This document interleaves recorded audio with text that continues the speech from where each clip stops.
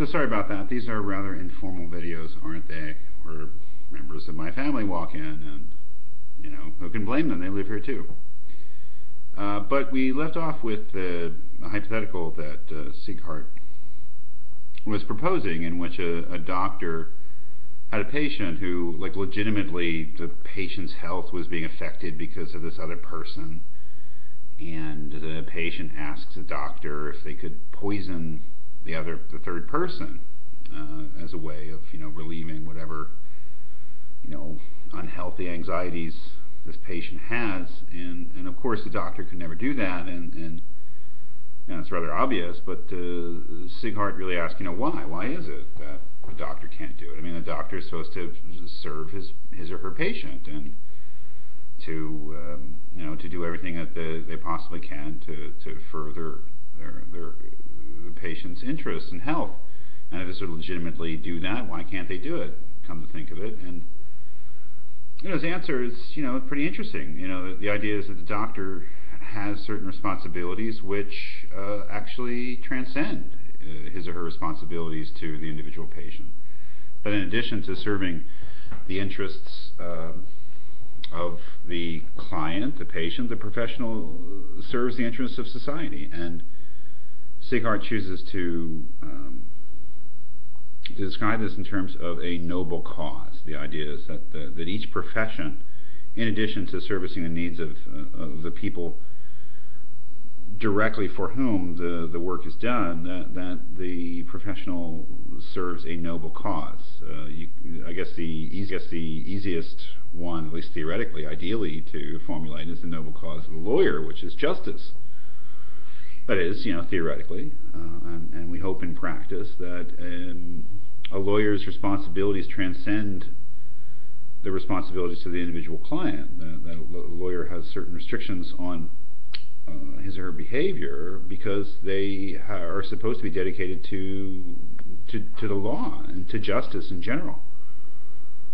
So the doctor can't poison somebody just because it would help his patient, because the doctor has an obligation to the noble cause of promoting the health of everyone, not just the individual patient. So the idea is that, you know, each profession, in addition to this criterion of being in the so-called relationship of gross disproportion or gross inequality of power, the second criterion would be that a profession serves a noble cause. And I think this is quite interesting in terms of thinking about engineering, because, and this is a discussion in the literature,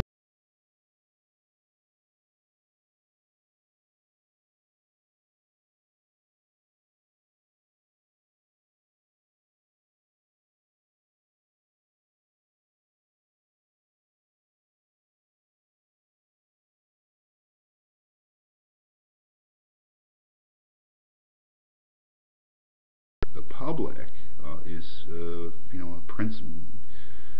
You know, one of the, you know, it's the first principle of the NSPE and ASCE codes, and it's certainly a part of other codes. You know, the idea that the engineer, in some way or another, besides, you know, the client, the employer, whomever it is that the work is done for directly, that the engineer has a responsibility to society, and serves a kind of a noble cause there. But that's something we'll get into. So I think that Sieghart's a very interesting thing to read, and you know, in terms of, you know, not just in terms of what a profession is and what professional ethics are supposed to be, or at least what the foundation of professional ethics are supposed to be, but, you know, in his notion of what constitutes an ethical situation, gives us a way of thinking about what ethics is in general. It's about relationships and interactions between individual human beings, in which, you know, there is some choice that needs to be made between selfishness and altruism. It's very, very interesting. Well, I mean, then we come to Downie's professional ethics, which is a direct attack on Sieghart, a dismissal of Sieghart's ideas, and a very interesting basis for that. We'll remember that Sieghart really gave us two criteria for what a profession was. Number one, that there was this gross inequality or disproportion of power in the professional relationship, and secondly, that there was a noble cause. That is the idea that professions are unique in that they serve a noble cause. And Downie thinks that neither of these things, it may be that he's not saying that neither of these things are true, but they're not useful criteria for marking out something as a profession. Why? Well, first let's think of the gross inequality of power. I mean, what is that based on? The idea is that, what is along with other perhaps criteria that make up, that have to be met for something to be said to be a profession, we certainly would want to introduce skill. I mean, the idea of, that's why you have to study. I mean, the idea of you can't really be said to be, something can't be said to be a profession if it's easy to do, or if the kind of skills and knowledge that are necessary to do it can be obtained in a short period of time. Solving a crossword puzzle is not a professional activity. It's something that you can learn how to do fairly quickly, or a Sudoku, So the idea is that the professional has skills and knowledge that put him or her at an advantage, and the client or customer or patient at a disadvantage with regard to that professional. And he says, well, I mean, does that really work? First of all, not everything that we might want to call a profession really fits into that definition. He uses music as an example, and he goes so far as to say if anything is a profession, then music is. And I think he's thinking of concert level classical musicians, or professional jazz musicians, people who have labored for years to develop their art. Well, what's their relationship with their audience? It's certainly not some kind of power relationship that they could take advantage of. It'd be very difficult to sort of think about musicians in that way, yet we might want to call them professionals. And we can think of all sorts of other things, the highly skilled activities that we might want to call professions that don't quite meet the must make a choice between selfishness and altruism criterion that Sieghart proposes. But he also points out that, okay, well, the gross disproportion of power, the inequality of power, isn't that really a kind of common situation in society? And he gives us, I take a look at it, but I think he talks about, car mechanics. A typical person taking their car in, with a problem is really at the mercy of that mechanic, who seems to have all the skill and all the knowledge, and that mechanic, oftentimes, I'm sure, has to make the choice between selfishness and altruism. Now, the stakes may not be as high, and this is, I don't think, something that Downie really touches upon. The stakes may not be as high as the stakes with regard to medicine, law, and the kind of things that engineers do sometimes. I'm thinking now, I'm sure it'll come up, sometime in discussion. For me, one of the interesting current engineering ethics issues is the Boeing Dreamliner and the batteries and the whole thing with that. That is that stakes are pretty high there. If you put a battery in an airplane and it tends to catch on fire, that stakes are pretty high there. You could say the stakes are high in fixing your car too, but it doesn't seem to reach the same level. But that may be a criticism of Downie. But in any case, I think he makes a really good point. Is that car mechanics, insurance agents, teachers, all sorts of people seem to be in those situations in which there's an inequality of power. Yet we may not want to call those things professions. I mean, teaching may be a profession. It's been called a profession. I don't know.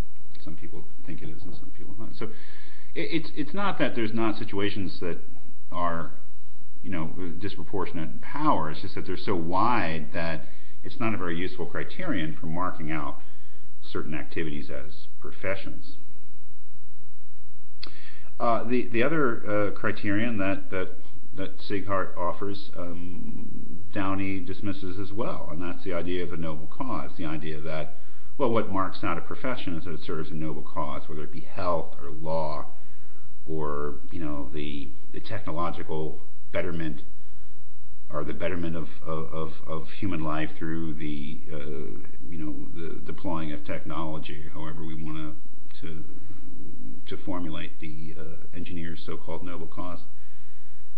But this is actually quite useless, because there are many jobs which also could be said to have noble causes. The farmer serves the noble cause of feeding the people. The tailor serves the noble cause of clothing them. The person in the construction business, the noble cause of housing them. and so on and so on. And again, it's not that these things aren't in some way noble causes, it's just that then the application becomes so wide that it really doesn't mark anything off. That would be what we would call a profession, as something being different from your typical job. That could be construed as serving a noble cause. Downie just doesn't have a lot of respect for Sieghart's position. I think he suspects that the whole idea of a profession is a kind of a scam. Is a kind of a hustle where people in certain jobs, in order to justify their economic and social privilege, give it certain trappings, but on a second look, these things just don't hold up. I mean, he thinks that Sieghart is actually quite confused. He says that this idea of, is Sieghart talking about, in terms of altruism, how professionals do behave or how they should behave? If he's talking about how they do behave, well, we know plenty of professionals don't behave altruistically. There's plenty of greedy lawyers and doctors, unethical military and clergy people out there, and unethical teachers, depending on what you call a profession. Well, maybe it means that, maybe professionals don't, by and large, act this way, but they should. Again, that would really, rest on the idea that in some way or another there is a real foundation for that for that obligation. But as he's tried to do in the course of the essay, he tries to knock down that foundation. And basically says, he's not saying that professionals or people who are normally regarded as professionals don't have to act ethically. They do, but I think his point is that their ethical duties are no different from the common ethical duties that all human beings have, and the obligations that human beings have to each other. A doctor is supposed to do no harm and further the health of his or her patients, for instance. Well, we're all supposed to refrain from harming each other, and we're also all have an obligation to do good for each other if we can, right? That is, it's not that, doctors and lawyers don't have to be ethical. Of course they do, but his point is that there's no special ethics.